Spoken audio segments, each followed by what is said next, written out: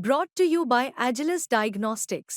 Health test की बात आती है तो मैं भरोसा करता हूँ India's largest diagnostics company Agilus diagnostics. खुद को टेस्ट करते रहो। लड़ाई दो में है, भाजपा और सपा में।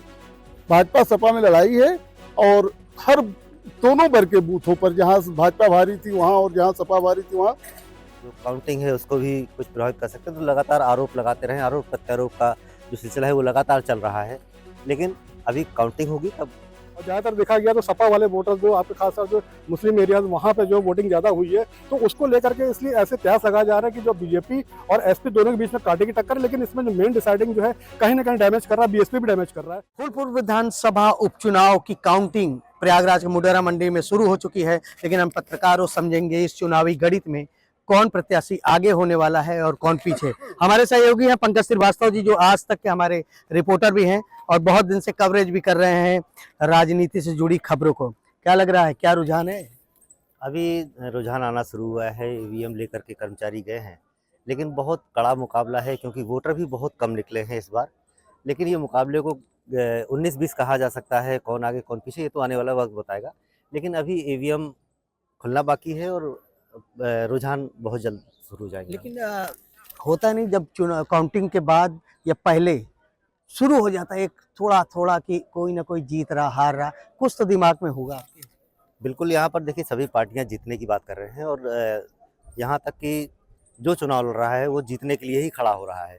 लेकिन अब जो वोटर है वो किसको जिताएंगे वो तो ईवीएम खुलेगी उसके बाद पता चलेगा। लेकिन यहाँ पर समाजवादी पार्टी लगातार दावा कर रही है कि जो सत्ता पक्ष है वो चुनाव प्रभावित कर सकते हैं और जो काउंटिंग है उसको भी कुछ प्रभावित कर सकते हैं। तो लगातार आरोप लगाते रहे, आरोप प्रत्यारोप का जो सिलसिला है वो लगातार चल रहा है, लेकिन अभी काउंटिंग होगी तब कुछ मुकाबला किससे मानते हैं?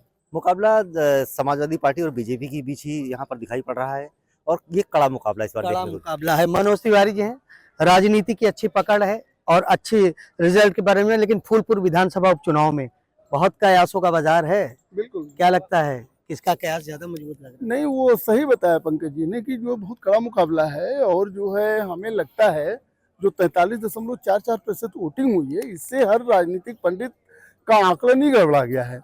मेरे हिसाब से जो जीतेगा वो 80,000 के करीब वोट पाएगा, जो हारेगा जो है वो लगभग 73-74 हज़ार वोट पाएगा। 5-6 हज़ार से जो है अंतर आएगा। अभी तो जो है ईवीएम मशीन खुलनी चालू हुई है, अभी एक भी राउंड की मतगणना नहीं हुई है, लेकिन अभी जो देखा जा रहा है ना, दीपक पटेल जो भारतीय जनता पार्टी से उन्होंने बहुत मेहनत किया है और मुस्तफा सिद्दीकी ने भी मेहनत किया है। ऐसा है कि फूलपुर का जो परंपरागत वोटर है वो सपा के ज़्यादा पक्ष में रहता है, लेकिन भाजपा ने जब से जो है जीत चालू किया 2017 से 2019 में, 2022 में, 2024 में, तो उसने अपना बेस बनाया है। अच्छा, इस बार बीएसपी भी तीसरी लड़ाई में थी क्योंकि सबसे ज्यादा वोटर 1,10,000 है, तो कुछ वोट अगर इधर उधर होगा कुछ लगता है? 1,10,000 कहने के लिए है। बीएसपी में जो है एक बहुत बड़ा वर्ग जो है वो बसपा को ही वोट नहीं देता, जो दलित ही है वो जो है बटा हुआ है, वो सपा में अधिकांश गया है और भाजपा में गया है। जो एक वर्ग बचता है जाटो समाज, उसने जो है वोट किया है। सवर्ण प्रत्याशी देने के बाद भी सवर्णों ने वोट नहीं किया। बहुजन समाज पार्टी बमुश्किल मेरे आंकड़े से 10 से 11% वोट पाएगी, 17,000 से 18,000 वोट के बीच में वो रह जाएगी। मतलब जिसको बसपा का वोट मिलेगा वो फायदे में रहेगा। बसपा का वोट किसको मिलेगा? आप बसपा वोट किसको कह सकते हैं? नहीं, जो बसपा दावा करती थी कि हमारा वोट है, हाँ, जो बसपा दावा करती थी कि ये वोट हमारा है, वो असल में उसका है ही नहीं है, वो दूसरे को देता है, वो मैनेज हो जाता है। आजकल तो इलेक्शन में पैसा दारू ये सब भी चलता है ना, तो वो वास्तव में दिक्कत है। हाँ, लड़ाई दो में है, भाजपा और सपा में। भाजपा सपा में लड़ाई है और हर दोनों वर्ग के बूथों पर जहाँ भाजपा भारी थी वहाँ और जहाँ सपा भारी थी वहाँ किसी बूथ पर जो है इतना जो है वोटिंग नहीं हुई है, इसीलिए जो है गड़बड़ मामला लग रहा है। दावे मतलब पक्ष किसके बयान में नजर आ रहे हैं? अब देखिए, शासन सत्ता का चुनाव माना जाता है, तो हो सकता है कि भारतीय जनता पार्टी जीत जाए, लेकिन सपा जो है वो पूरी ताकत लगाएगी और सपा ने तो कल ही आरोप लगा दिया कि भाजपा हमसे जो है जीत को छीन सकती है।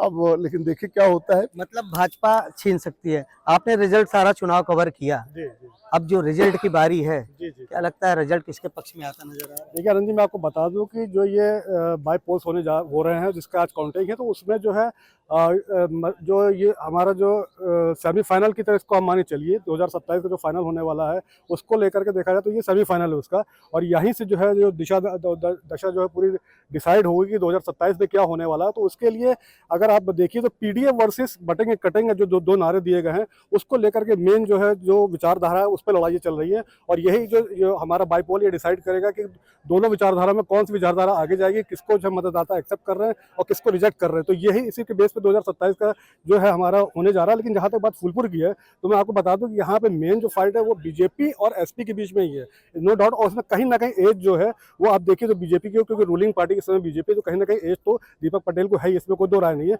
लेकिन इसके साथ साथ मैं आपको बता दूं कि जैसे हमने ग्राउंड लेवल पे जो रिपोर्टिंग की तो वहाँ पे हमने देखा कि 43.44% जो केवल वोट पड़ा है, जो कि काफी पिछले साल से और पिछली बार से जो है करीब 60% था, वो करीब 17-18% कम हुआ है। तो ऐसे में जब माना जाता है कि वोटिंग जब कम होती है, लोग ज्यादा नहीं निकलते, तो ऐसा एक मान्यता है कि वो जो है एक ट्रेंड माना जाता है कि जो रूलिंग पार्टी है वही जीतेगी।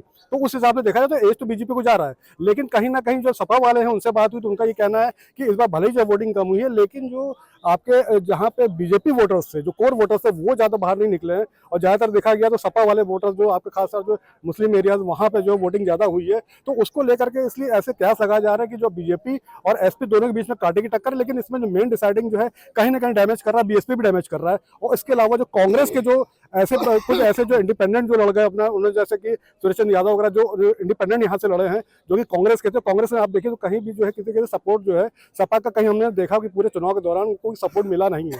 तो इस तरीके से देखा जाए तो सपा और कांग्रेस के जो कहीं ना कहीं जो अंदर के मतभेद हैं वो निकल के बाहर सामने आ रहे हैं, क्योंकि महाराष्ट्र में जिस तरह से आपके हिसाब से भाजपा यहाँ पर फिलहाल अभी एज जो है वो भाजपा का है, लेकिन अभी भी मैं ये कहूंगा कांटे की टक्कर है। और बीएसपी के जो दलित वोटर है वो मेन डिसाइडर फैक्टर होंगे कि वो इनका वोट जिस तरफ शिफ्ट होगा वही जो है जो अपना इस बार बीजेपी के बाहर में सुना आपने, सबको सुन लिया आपने, अब क्या लग रहा है आपके हिसाब से? मेरे हिसाब से यहाँ से बीजेपी जीत रही चुनाव, क्योंकि अगर वोटिंग परसेंटेज की बात करें, वोट बहुत कम पड़े हैं, तो उस हिसाब से बीजेपी यहाँ से जीत रही है। बीजेपी जीत रही है। पंकज जी, आपने सबका सुना, कहीं ना कहीं सबका रिजल्ट जो बीजेपी की तरफ ही जा रहा है, 50-50 का भी कयास नहीं है।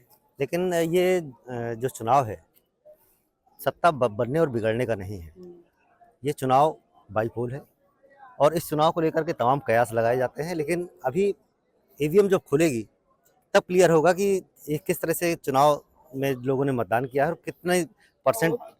सबसे बड़ी बात है कि वोटिंग परसेंट भी बहुत कम हुआ है इस बार, कि ये किस तरह से चुनाव में लोगों ने मतदान किया है और कितने परसेंट।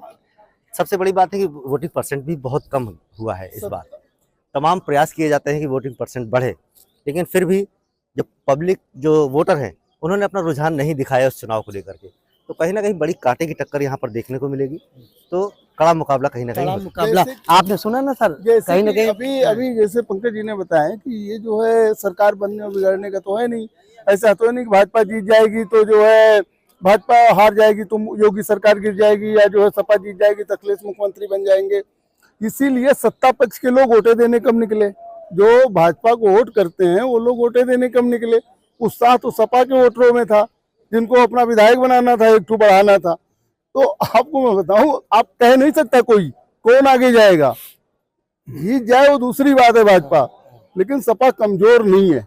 सपा कमजोर नहीं है। आपने सुना सबके विचार, आपके क्या है? आप क्या देखिए, जैसे कि अभी मनोज जी ने कहा कि ये सत्ता पक्ष का चुनाव होता है। पिछली बार हमने देखा था कि फूलपुर के लोकसभा के उपचुनाव में सत्ता पक्ष के लोग थे, फिर भी नहीं जीती थी। वो गठबंधन था, नहीं गठबंधन था, ठीक है, लेकिन इस चुनाव में भी जो देखा जा रहा है कहीं न कहीं जो दलित वोटर हैं, जो आवास योजना है, तमाम सरकार की महत्वाकांक्षी योजना है, वो कहीं न कहीं वो उनको लाभ पहुंचा है। वही कारण है कहीं न कहीं कि ये सबसे ज्यादा जो दलित वोटर हैं उनको वोट मिला है, भाजपा को ये फायदा मिला है। फायदा मिला है, मतलब आप समझिए बहुत त्रिकोणीय लड़ाई की टाइप सुनी जा रही है और 50-50 के चांसेस, कोई फिक्स ये नहीं कह रहा है कि कौन कैंडिडेट जीतेगा। लेकिन ऐसा जिस तरह से पत्रकारों का रुझान है, बीजेपी के तरफ ये हवा नजर आ रही है। आनंद राज, यूपी तक, प्रयागराज।